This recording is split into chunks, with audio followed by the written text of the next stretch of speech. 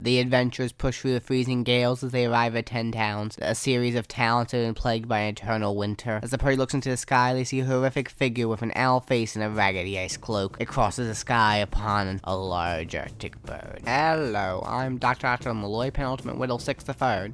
It may only be fall, but this Arctic adventure will force your players against many a frozen foe. I've read this book, and I wanted to tell you what I think of it. First of all, this is not an attack on the writers. They clearly put a lot of love into this book, but it feels very rushed and heavily segmented. The book revolves around 3 main sections: the 10-town starting quest and exploring Icewind Dale, the Duergar and the Dragon, and lastly, Oriel's glacial homestead. First things first, how does this work as an adventure? And more importantly, how does it work as a horror adventure? So, as an adventure, you as the Dungeon Master are going to need to tell your players it's a sandbox adventure, but also as the Dungeon Master, you need to make sure that they know where they're going. The main problem with the sandbox nature of the adventure is that there's not many places that link up. There's a shipwreck your players can explore, but the problem is there's no hook to go to another locale afterwards. The point of the sandbox is to find the Duergar HQ. Things pick up a lot from there, so I'll mention it now. Spoiler alert! If you're going to play the adventure, or don't want to be spoiled, turn away.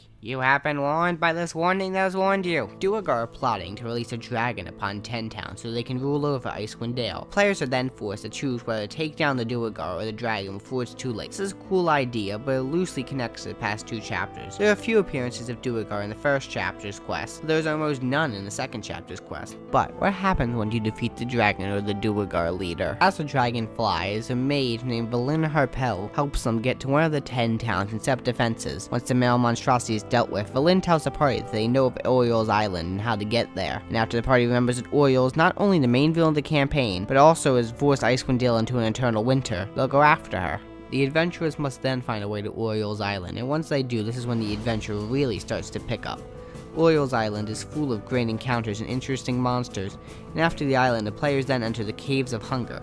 This is a huge dungeon with horrific monsters for your players to go toe-to-toe with, like Tekalili the Knoll Vampire. Once the players narrowly survive the caverns, they arrive at Yithrin. This is a huge city filled with interesting NPCs and masters of the arcane. This is where the players will hopefully be able to stop the everlasting Rime, or succumb to the freezing gales of the Frost Maiden and her Arctic armada. So, that's Rime the Frost Maiden.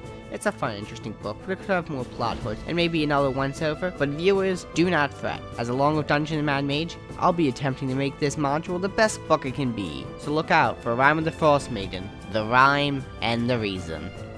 Such a stupid name. Wait, I'm recording still?